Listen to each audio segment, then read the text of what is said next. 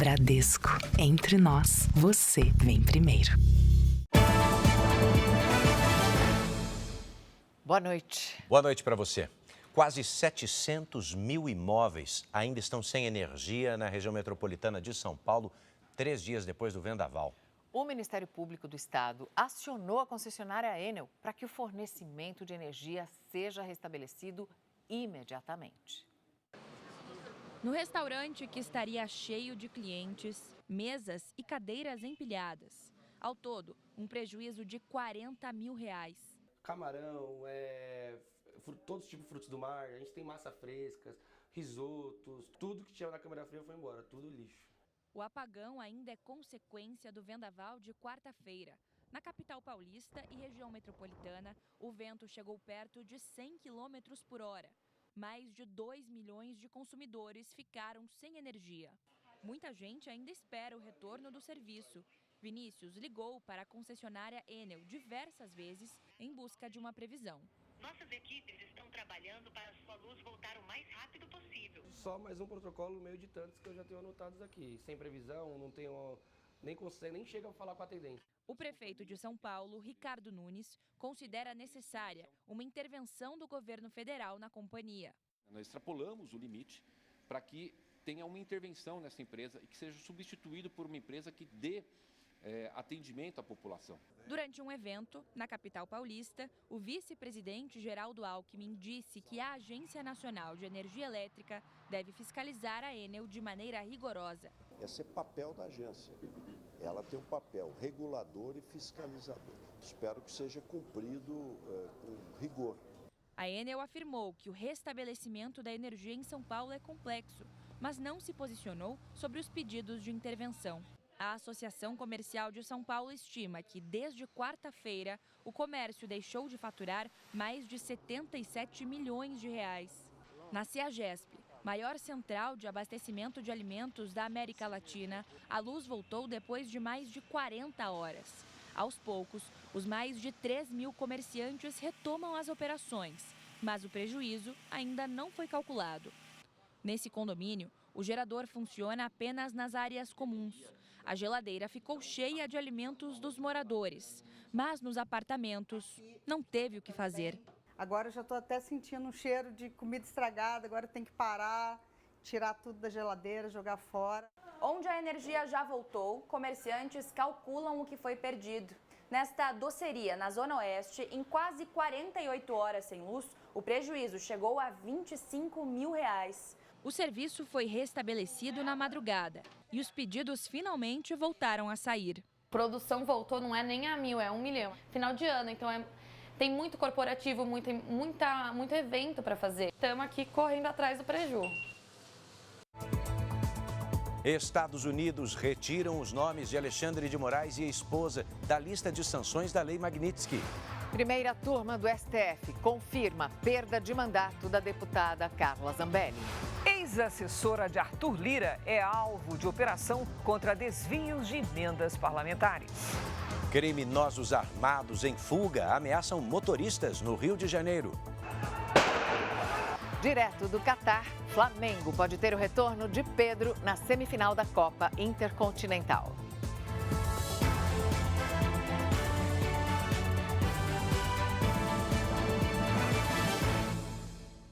Oferecimento Bradesco. Em 2026, o que é mais valioso vem primeiro.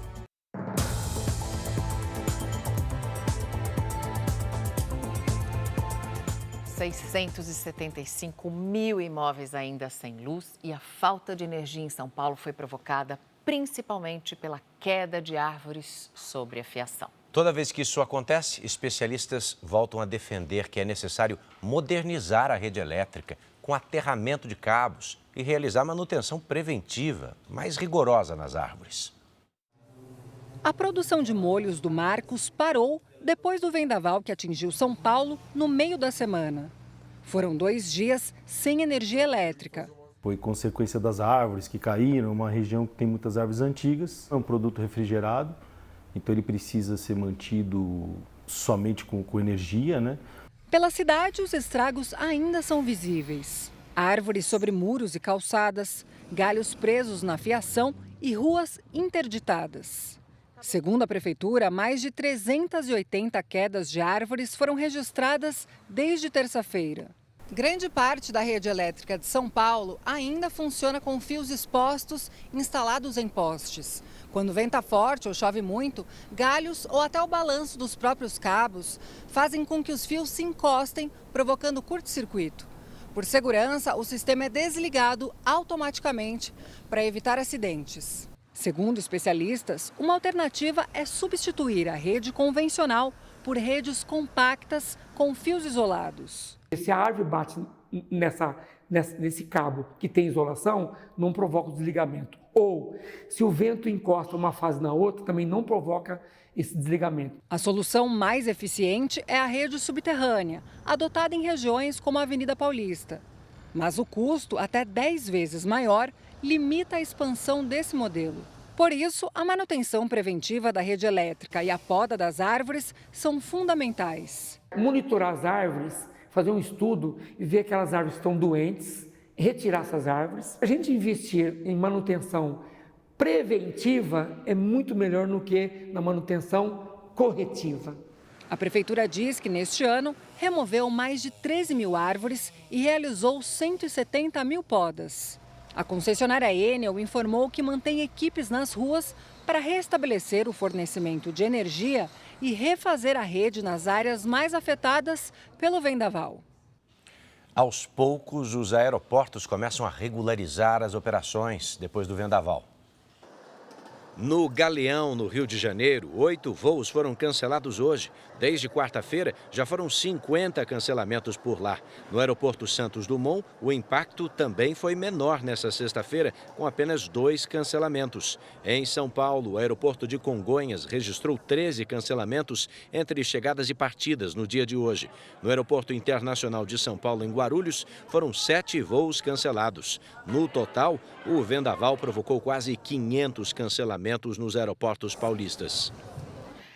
15 pessoas foram presas em diferentes partes da zona norte do Rio por suspeita de envolvimento com o Comando Vermelho. Uma parte do grupo participou de um roubo de carga e levou pânico aos motoristas. A câmera instalada no painel de um carro mostra quando o motorista vê os criminosos armados em fuga. Foi mal. Um deles atira para o alto. Outros motoristas são ameaçados e obrigados a ficarem parados. Mais um tiro é disparado. O grupo se dispersa. Só depois o trânsito é liberado. A ação foi registrada na rua Leopoldo Bulhões, uma das mais importantes vias da zona norte do Rio, que é cercada por comunidades controladas pelo Comando Vermelho. Os criminosos fugiam de uma operação da polícia, que tentava recuperar um caminhão roubado. O motorista disse que foi sequestrado e obrigado por criminosos a seguir até o complexo de Manguinhos. O caminhão era escoltado por vigilantes e houve troca de tiros na hora da abordagem. Pelo menos 10 criminosos participaram dessa ação. Eles utilizavam um veículo e mais 4 motos. Todas as vítimas prestaram depoimento aqui na delegacia e relataram que os criminosos agiram com extrema violência e agrediram um dos vigilantes. Parte da carga de carne e chocolates foi recuperada. Durante a ação, 2 suspeitos com mandados de prisão em aberto foram presos. Ao longo de um ano, a polícia investigou a movimentação financeira da facção, financiada por crimes como roubo de cargas. Com base em relatórios de inteligência do COAF, os policiais identificaram um núcleo financeiro do Comando Vermelho, que também atuava na Zona Norte. A realização das operações financeiras que eram realizadas eram para compra de armas e venda e o envio de dinheiro para a região fronteiriça do Brasil, região do Amazonas, Tríplice Fronteira, que denota uma clara movimentação vinculada à compra de armamentos e drogas naquela localidade.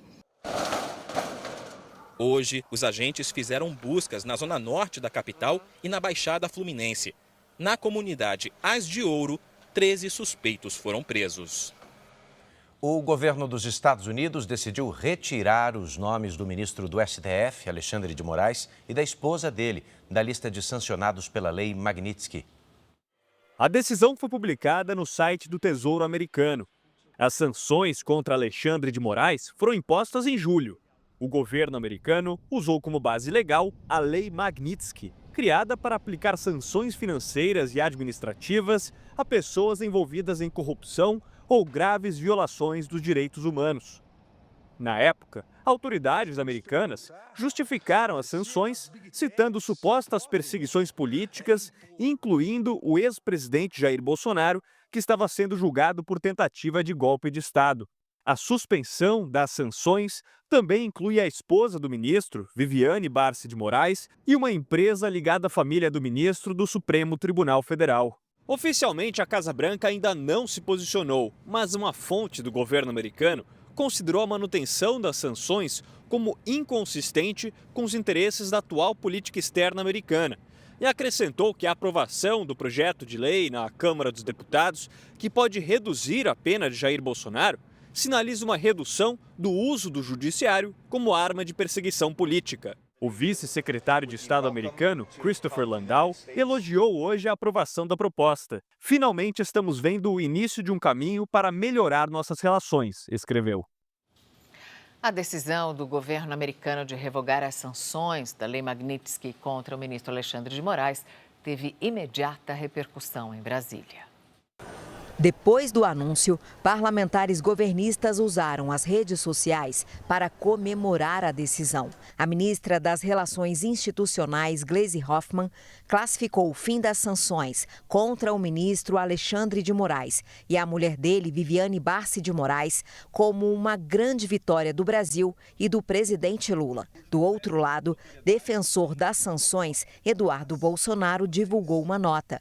Ele agradeceu o apoio dado pelo presidente Trump e lamentou que a sociedade brasileira não tenha conseguido construir a unidade política necessária para enfrentar seus próprios problemas. O senador Flávio Bolsonaro usou a decisão de Trump para fazer a defesa do projeto de anistia. Foi o governo Trump fazendo um gesto gigantesco pela anistia no Brasil. Ele fala de um passo inicial que está sendo dado, lembrando que o projeto da dosimetria, que não é anistia, está para ser votado no Senado Federal agora, na semana que vem, na terça-feira, e a oportunidade que nós temos de melhorar esse projeto, aprovar uma anistia, porque não tem nenhuma dúvida que o passo seguinte do governo americano será retirar 100% da sobretaxa dos nossos produtos brasileiros que são exportados para lá. O líder do PL na Câmara, Sóstenes Cavalcante, afirmou que agora resta aos brasileiros restaurar o equilíbrio entre os poderes e resgatar uma democracia corroída por decisões unilaterais e sem freios.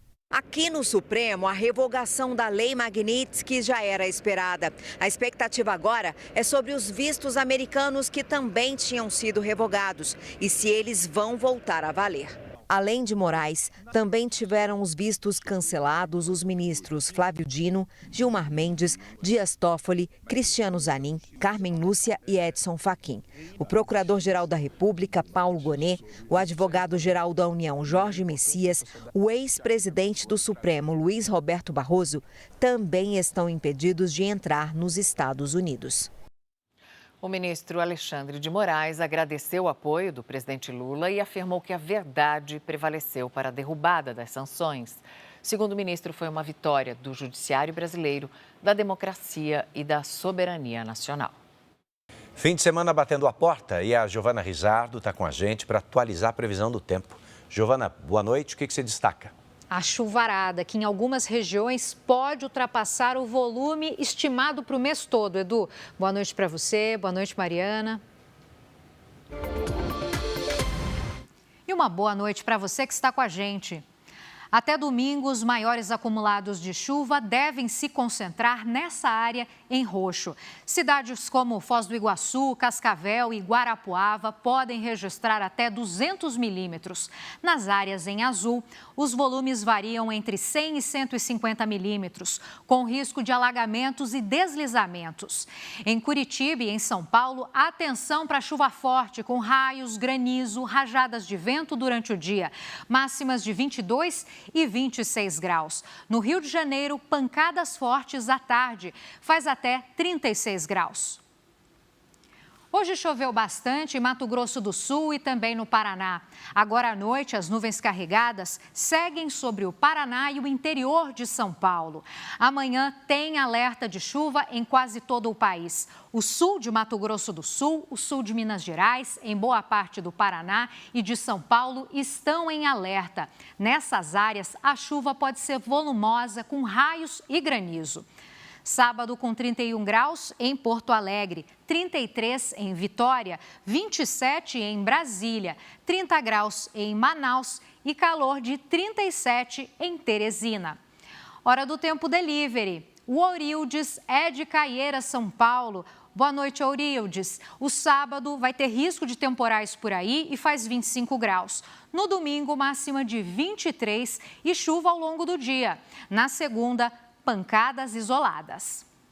O Adnísio quer saber a previsão para Salvador, Bahia. Adnísio, boa noite. Sábado ensolarado com máxima de 32 graus. No domingo, chove de madrugada e o céu abre à tarde, máxima de 33. A segunda vai começar com chuva. Poste sua mensagem com a hashtag #VocênoJR para participar também. Edu, Mariana. Obrigada, Giovana. Veja ainda hoje, a Polícia do Rio prende um homem que se passava por guia turístico para enganar estrangeiros. E já no próximo bloco, o Flamengo pode ter uma novidade na reta final do Mundial. Atacante Pedro treinou pelo segundo dia consecutivo aqui em Doha, no Catar, e pode reforçar o Flamengo na semifinal da Copa Intercontinental de Clubes.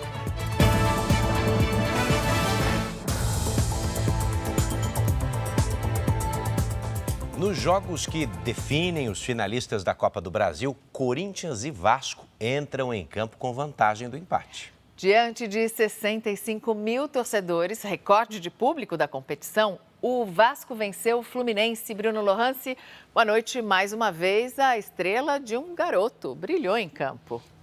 Boa noite, Mariana, boa noite, Edu, boa noite para você que acompanha o JR. O Vasco venceu de virada e o jovem Ryan, de 19 anos, além de fazer gol, teve uma participação fundamental na jogada que terminou com o gol da vitória do Vasco.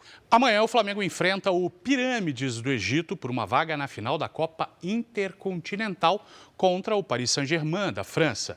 A expectativa é de que um campeão da Libertadores possa contar com o retorno de um ídolo.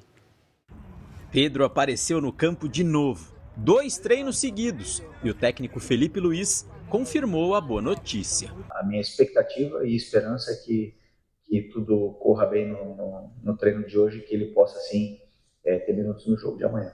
Nos 15 minutos de treino liberados para a imprensa, tudo certo com o goleador do Flamengo. Tratando lesões no antebraço e na coxa esquerda, Pedro não jogou a final da Libertadores e nem o primeiro jogo do Intercontinental contra o Cruz Azul. Já são 50 dias sem atuar. Mas amanhã, na semifinal contra o Pirâmides, dentro daquele estádio, a espera pode acabar. Alegria para a torcida, reforço para Felipe Luiz e até quem disputa a posição com Pedro no ataque ficou feliz com a notícia. Acho que ele está muito ansioso, né? Esperando esse momento já de voltar para o campo. Voltar a vestir a camisa do Flamengo, voltar a fazer gol. E se ele vai ter a oportunidade de voltar amanhã, acho que todo mundo vai querer ajudar ele, né, a voltar da melhor forma. E com certeza a melhor forma é uma vitória sobre o Pirâmides e a vaga na grande final contra o PSG. Boa sorte ao Flamengo. É com vocês, Mariana e Edu. É isso, Bruno. Obrigado, viu? Você vai ver a seguir: suspeitos de sequestrar e torturar um comerciante estrangeiro são presos em São Paulo. E também a Polícia Federal cumpre mandados de busca e apreensão contra a ex-assessora do Progressistas, acusada de operar o orçamento secreto. 6 parlamentares prestaram depoimento à PF e a ex-assessora foi afastada das atividades pelo Supremo Tribunal Federal.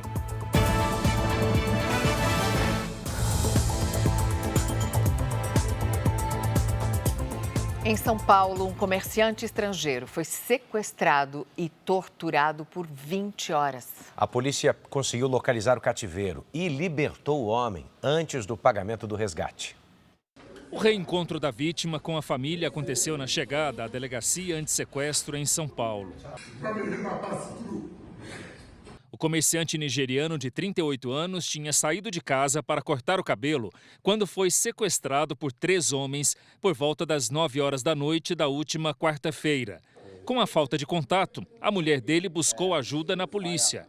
O serviço de inteligência localizou o cativeiro na zona leste de São Paulo. Os 2 homens que estavam com a vítima foram presos em flagrante por extorsão mediante sequestro e tortura. Quadrilha bastante violenta, inclusive, aplicou bastante castigo físico, várias queimaduras. A vítima era constantemente agredida com cintas, chicotes, socos, chutes. O comerciante ficou quase 20 horas no cativeiro. Segundo a polícia, ele foi torturado pelos criminosos na tentativa de sensibilizar os parentes dele na Nigéria. Os sequestradores queriam que a família da vítima vendesse um terreno de cerca de R$100 mil no país africano. Mas os policiais chegaram ao local antes de qualquer transação ser feita. Os sequestradores presos também são nigerianos. Estavam há 3 semanas no Brasil e um deles já tinha passagem por tráfico de drogas. A defesa deles não foi localizada. O terceiro integrante, que seria o chefe do grupo, ainda está foragido. E um homem foi preso no Rio de Janeiro por enganar turistas. De acordo com a Polícia Civil, ele prometia fazer passeios, mas exigia dinheiro e ameaçava as vítimas. O golpista se apresentava como guia turístico. Nessas imagens gravadas em setembro, ele é flagrado em ação em um dos acessos ao trem do Corcovado. As vítimas são 2 estrangeiros, um sul-coreano e um indiano. Os turistas chegaram até lá depois de estacionarem o carro distante dali e aceitarem uma carona de moto oferecida pelo falso guia. Segundo a polícia, depois do passeio, o golpista exigiu dos turistas R$ 300 pelo estacionamento e mais R$ 1.700 pelas entradas. Só que os ingressos já haviam sido comprados pela internet. Após a recusa do pagamento, os estrangeiros tiveram as chaves do carro tomadas e foram ameaçados. Yuri Montovani, de 27 anos, ainda forçou os estrangeiros a fazer saques em um caixa eletrônico. Os turistas perderam quase R$ 3 mil. Ele foi preso na região das Paineiras, quando se preparava para aplicar o mesmo golpe em 2 estrangeiras. O suspeito já teve 27 passagens pela polícia e, entre outros crimes, responde por extorsão, ameaça e porte de arma. Vai comprar um ponto turístico pelos sites oficiais ou direto na bilheteria, não precisa de intermediário, porque geralmente o crime ele anda naquilo que é paralelo, naquilo que as pessoas acham que está mais barato e, na verdade, é ali que está a confusão. Os casos de feminicídio no Brasil mais que dobraram esse ano em relação a 2024. São Paulo é o estado que lidera esse ranking assustador, com 185 casos de janeiro a outubro. Em seguida vem Minas Gerais e depois Salvador, na Bahia, que juntos registraram quase 200 assassinatos de mulheres. Uma delas foi enterrada hoje no Centro-Oeste mineiro. A vítima foi surpreendida pelo ex no momento em que saía de casa para trabalhar. A jovem, de 21 anos, morreu no local. Mirelle Cristina da Silva foi enterrada hoje em Itaúna, no centro-oeste de Minas Gerais. Ela tinha terminado porque ela viu que não era um relacionamento para ela, que era um relacionamento tóxico. O homem, de 22 anos, fugiu logo depois do crime, mas foi preso ao desembarcar na rodoviária de Belo Horizonte. Ele estava separado de Mirelle havia 9 meses e não aceitava o fim do relacionamento. Dados do Ministério da Justiça revelam que de janeiro a outubro deste ano foram registrados quase 1.200 casos de feminicídio no Brasil. Só em Minas Gerais foram 113. O estado só fica atrás de São Paulo. A coordenadora de combate à violência contra a mulher do Ministério Público de Minas Gerais destaca a importância de denunciar qualquer sinal de violência. Uma violência psicológica, uma violência moral, uma violência patrimonial, elas pavimentam a violência física que deságua, infelizmente, na expressão máxima que é o feminicídio. Depois de São Paulo e Minas, a Bahia é o estado com mais casos de feminicídios no país. De janeiro a outubro, foram registrados 85 casos de feminicídio aqui na Bahia. Uma das vítimas foi Tainá Oliveira, de 28 anos. A briga do casal começou após Tainá voltar de um passeio com as amigas. Ela morreu de traumatismo craniano em Camaçari, região metropolitana de Salvador. Ela sabe achando que ele ia mudar, aquela coisa que toda mulher acha, né, que o homem vai mudar. O alto número de casos levou a Secretaria de Segurança Pública da Bahia a lançar uma iniciativa inédita, o Baralho Lilás. A cartilha inclui o nome de criminosos acusados de violência contra a mulher e que estão foragidos. Na captura desses criminosos que são acusados e estão livres, né? Acusados de feminicídio, acusados de violência doméstica, acusados de estupros. Então, para a gente é um dia importantíssimo, é um dia que a gente vai dar voz a essas mulheres, a essas famílias que clamam por justiça.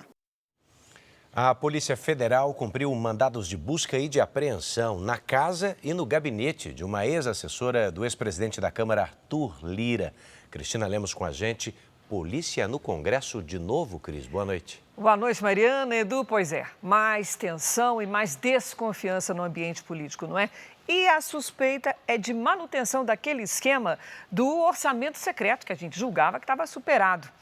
O alvo da operação desta vez foi Mariângela Fialec, que trabalhava na liderança do PP. Ela é suspeita de integrar um esquema de desvio de verbas de emendas parlamentares e foi afastada do cargo pelo Supremo Tribunal Federal. Mariângela Fialec trabalhava na liderança do Progressistas e foi apontada por parlamentares ouvidos pela Polícia Federal como operadora do chamado orçamento secreto. Ela é investigada pelos crimes de peculato, falsidade ideológica, uso de documento falso e corrupção. Com autorização do ministro Flávio Dino, do Supremo Tribunal Federal, os agentes buscaram computadores, celulares e outros dispositivos eletrônicos, além de documentos. As buscas foram em 2 endereços, em um gabinete em que Mariângela trabalhava na Câmara e na casa da ex-assessora. O ministro destacou um trecho do depoimento de Glauber Braga que aponta para a existência de um redirecionamento forçado de emendas para Alagoas, estado do ex-presidente da Câmara, Arthur Lira. O município de Rio Largo, por exemplo, com cerca de 70 mil habitantes, recebeu emendas da Comissão de Turismo, mesmo não tendo deputados alagoanos entre os integrantes. 2 emendas somaram mais de 18 milhões de reais. O ex-presidente da Câmara, Arthur Lira, não foi alvo da operação, que é parte da investigação já em andamento no Supremo Tribunal Federal sobre o orçamento secreto, em que emendas de relator direcionavam recursos para investimentos em municípios sem que fosse possível identificar o autor do pedido. De acordo com a Procuradoria-Geral da República, existe uma provável organização criminosa voltada à prática de desvios e crimes contra a administração pública e o sistema financeiro. Em nota, a defesa de Mariângela Fialec informou que a atuação dela era estritamente técnica, apartidária, impessoal e em cumprimento às decisões do STF. A assessoria de Arthur Lira disse que não se manifestaria porque o deputado não é investigado. O presidente Lula enviou hoje ao Congresso Nacional um projeto de lei que cria políticas de proteção a defensores dos direitos humanos. O anúncio foi feito na Conferência Nacional dos Direitos Humanos, em Brasília. A proposta do governo é garantir condições mais seguras para a atividade de pessoas e grupos que atuam em defesa dos direitos humanos. Em discurso, Lula afirmou que vai discutir com autoridades o enfrentamento à violência contra as mulheres. A violência contra a mulher não é um problema para ser resolvido pelas mulheres. A violência da mulher é um problema para ser resolvido pelo caráter dos homens que acham que são donos das mulheres. A primeira turma do Supremo Tribunal Federal confirmou por unanimidade a decisão do ministro Alexandre de Moraes para a perda imediata do mandato da deputada federal Carla Zambelli. Os ministros Carmen Lúcia, Flávio Dino e Cristiano Zanin seguiram o entendimento do relator Alexandre de Moraes e votaram para anular a votação da Câmara, que arquivou a cassação da deputada Carla Zambelli, do PL de São Paulo. No entendimento da Corte, como a condenação é superior a 120 dias com perda dos direitos políticos, isso acarreta automaticamente a cassação do mandato, independentemente do resultado da votação da Câmara. Pela decisão do STF, a Câmara tem até segunda-feira para dar posse ao suplente de Zambelli. A maioria dos ministros do STF apoia a decisão da primeira turma, por entender que a Câmara tentou desafiar a Corte, que neste caso tem a palavra final prevista na Constituição. Também lembraram que no julgamento do mensalão, o tribunal definiu que a perda do mandato é consequência da condenação criminal definitiva, que é a situação de Zambelli. Também nesta sexta-feira, Moraes enviou ao Ministério da Justiça o pedido das autoridades italianas sobre os detalhes do presídio em Brasília, onde Zambelli pode ficar se for extraditada para o Brasil. A deputada fugiu para a Itália após ser condenada à perda do mandato e a 10 anos de prisão pela invasão ao sistema do Conselho Nacional de Justiça e a 5 anos e 3 meses por perseguir armada um homem em São Paulo nas eleições de 2022. Mariana, Edu. Obrigada, Cris. A Polícia Federal fez hoje perícia médica no general Augusto Heleno, que cumpre pena de 21 anos de prisão pela participação na tentativa de golpe de Estado. A realização do exame foi determinada pelo ministro Alexandre de Moraes, do Supremo Tribunal Federal, depois que a defesa do general alegou que ele tem a doença de Alzheimer. Ontem, Moraes determinou que Jair Bolsonaro também fosse submetido à perícia para avaliar o estado de saúde do ex-presidente. A gente já está voltando para você ver como a viúva de um produtor rural foi condenada a mais de 30 anos de prisão pelo assassinato do marido. E também investigação aponta que o acidente com o avião do DJ Alok em 2018 foi causado por excesso de peso e uma falha da tripulação.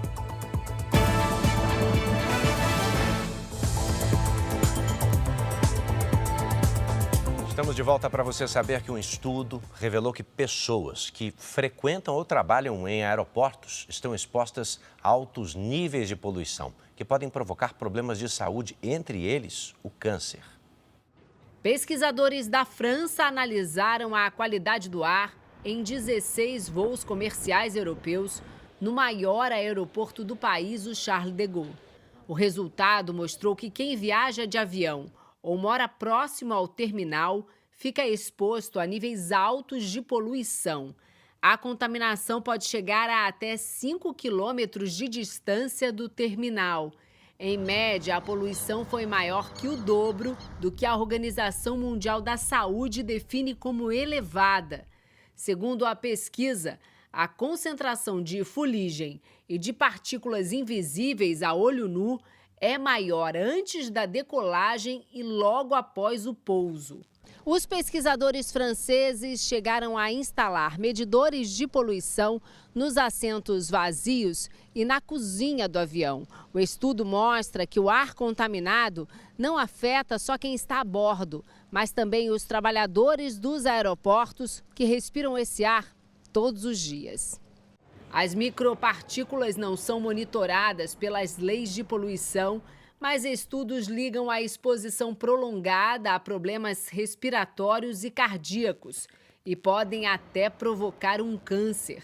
O estudo sugere que a indústria aérea deve reduzir as emissões de poluentes durante as operações em solo. O documento também aponta a necessidade de melhorias nos sistemas de filtragem do ar das cabines. O governo americano comemorou um número histórico de prisões de imigrantes ilegais na Califórnia, o estado onde a oposição tenta restringir as operações federais. Nos últimos 6 meses, mais de 10 mil imigrantes ilegais foram presos só na cidade de Los Angeles, segundo o relatório do governo americano. As operações em toda a Califórnia ganharam força em junho e tiveram como resposta vários protestos. Houve confrontos violentos. Segundo o Departamento de Segurança Interna, entre os imigrantes há criminosos acusados de sequestro, assalto, tráfico humano e homicídio. O número de detenções é considerado histórico para uma única região e em pouco tempo. Isso apesar das leis criadas recentemente na Califórnia que impedem a entrada de agentes federais da imigração em escolas, hospitais e prédios da justiça, onde muitos imigrantes são julgados. O presidente Donald Trump afirma que americanos da Califórnia pagam caro pelo seguro-saúde, porque o governo estadual subsidia atendimento a milhares de estrangeiros ilegais. O governador nega. Desde o início da gestão do republicano, mais de 2.500.000 imigrantes deixaram os Estados Unidos entre deportações e saídas voluntárias. Uma reportagem de hoje do jornal americano The New York Times revelou que o governo Trump tem fornecido às autoridades de imigração os nomes de todos os viajantes que passam pelos aeroportos dos Estados Unidos. O programa, até então não divulgado pelo governo, teria começado em março deste ano. O Congresso americano divulgou hoje novas fotos ligadas ao caso Jeffrey Epstein, o magnata envolvido em escândalos sexuais que morreu na prisão. O ex-presidente Bill Clinton aparece em uma das imagens com Jeffrey Epstein e a esposa dele. Há registro também do presidente americano Donald Trump e do empresário Bill Gates. Nenhum deles é acusado de irregularidades. O irmão do rei Charles da Inglaterra também aparece. Andrew renunciou aos títulos da realeza britânica depois de um suposto envolvimento em escândalos sexuais. As fotos fazem parte de um arquivo com mais de 95 mil imagens, que ainda é analisado pela Câmara dos Deputados nos Estados Unidos. Ainda não ficou claro quando ou onde as fotos foram tiradas. Acusado de abusos sexuais contra menores, Jeffrey Epstein foi preso em 2019 e encontrado morto um mês depois, enquanto aguardava julgamento. Pelo menos 15 pessoas morreram por causa de uma forte tempestade que atinge Israel e a faixa de Gaza. Chuvas intensas, alagamentos e ventos fortes afetam a região desde a quinta-feira. Em Jerusalém, um homem morreu com sinais de hipotermia. Na região de Tel Aviv, um adolescente está desaparecido. Na faixa de Gaza já são 14 mortos, entre eles crianças. Segundo a ONU, a tempestade provocou inundações e coloca em risco cerca de 800 mil pessoas. Uma pessoa morreu num grave acidente na BR-386 em São José do Herval, no Rio Grande do Sul. Um ônibus com cerca de 40 passageiros bateu de frente com um caminhão. Várias pessoas ficaram feridas, incluindo o motorista da carreta, que está internado em estado grave. O CENIPA concluiu a investigação sobre o que levou o avião do DJ Alok a sair da pista durante a decolagem em 2018. O excesso de pessoas contribuiu para o acidente, já que a aeronave ultrapassou o peso máximo recomendado pelo fabricante. Outro ponto é que os pilotos ignoraram o alerta de não decolar que apareceu no painel. Um grupo envolvido num esquema sofisticado de fraudes em licitações estaduais do Rio Grande do Sul foi alvo de uma operação da polícia. A justiça determinou o bloqueio de 60 milhões de reais. As empresas investigadas simulavam concorrência em pregões eletrônicos. Uma criança de 2 anos morreu depois de sofrer graves queimaduras e ficar quase um mês internada em Goiás. A menina foi atingida pelas chamas de um carro que pegou fogo. Segundo testemunhas, foi uma vizinha que botou fogo no carro, no veículo, durante uma briga com o ex-namorado. Jade Alves da Silva, de 2 anos, teve queimaduras por todo o corpo. De acordo com a família, a menina estava na sala de casa quando viu um clarão e correu para a rua. Era o início do incêndio em um carro, na casa ao lado. Logo em seguida, houve uma explosão no veículo. As chamas se espalharam e atingiram a criança. Quando a gente escutou a explosão, meu esposo saiu para fora. Meu esposo pegou a minha filha com fogo no cabelo. O caso aconteceu há quase um mês, em Nova Crixás, a cerca de 400 quilômetros de Goiânia. Por causa da gravidade das queimaduras, a menina precisou ser transferida para Goiânia. Ela ficou 24 dias internada neste hospital e hoje de manhã morreu depois de sofrer uma parada cardíaca. Segundo a família, a vizinha que provocou o incêndio não prestou socorro. A polícia militar disse que, como não havia provas suficientes para o flagrante, a mulher não foi presa. O caso será investigado pela Polícia Civil. Quero justiça. Minha filha só tinha 2 anos, né? Uma criança que tinha tudo pela frente. A viúva de um produtor rural, conhecido como Rei do Morango, foi condenada a mais de 30 anos de prisão pelo assassinato dele. O homem morreu baleado em casa há 15 anos. A mulher nega o crime. Elcio Spinassi, um agricultor milionário conhecido como Rei do Morango, foi baleado na garagem de casa em Jarinu, no interior paulista. As suspeitas contra a viúva Samara Soares da Costa, de 40 anos, surgiram por causa de contradições no primeiro depoimento. Ela sempre negou o crime. Você matou o Elcio? Eu não matei o Elcio. Eu não amava o Elcio. Eu ainda amo ele. Para a polícia, Samara disse que um suposto invasor atirou de fora do carro.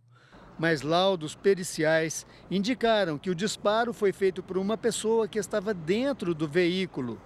As investigações também apontaram que não havia ninguém mais na casa, além de Elcio, Samara e o filho do casal. Depois de 15 anos e 9 meses, o julgamento finalmente aconteceu e durou 3 dias. As provas apresentadas e os depoimentos de 25 testemunhas convenceram os jurados de que a viúva do rei do morango foi a mandante do crime.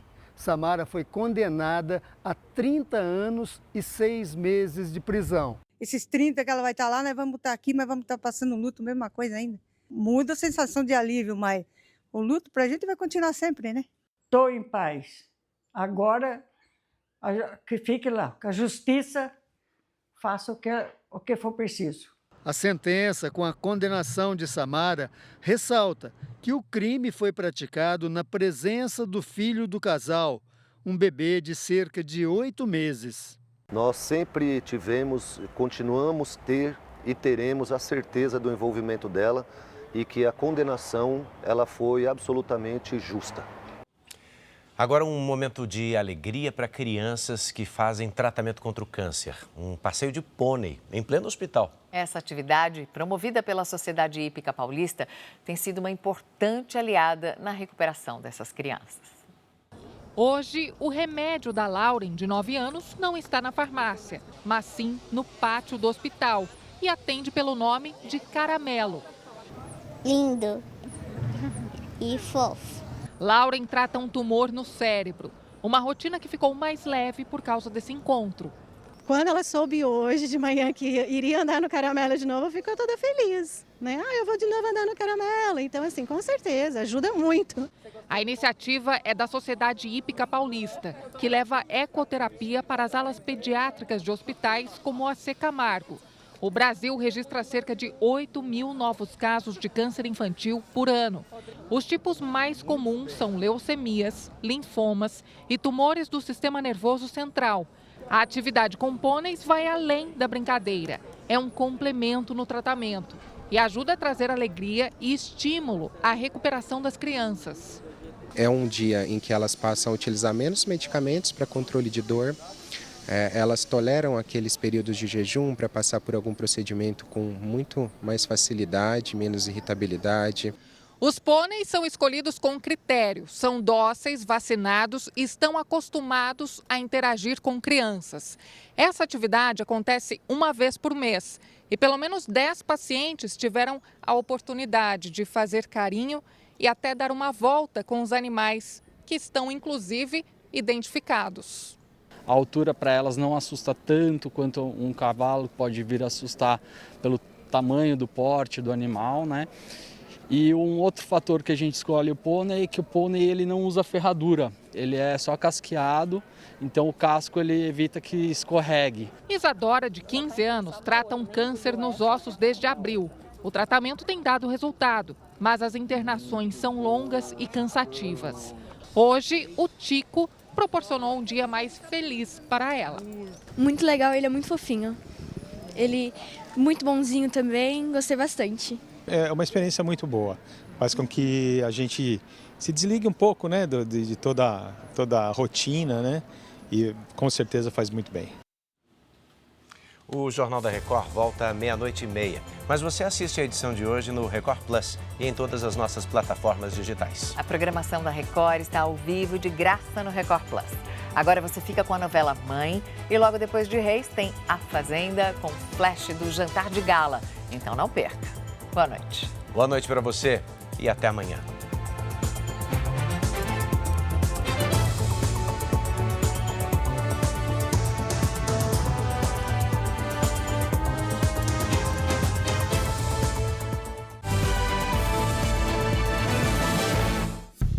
Bradesco.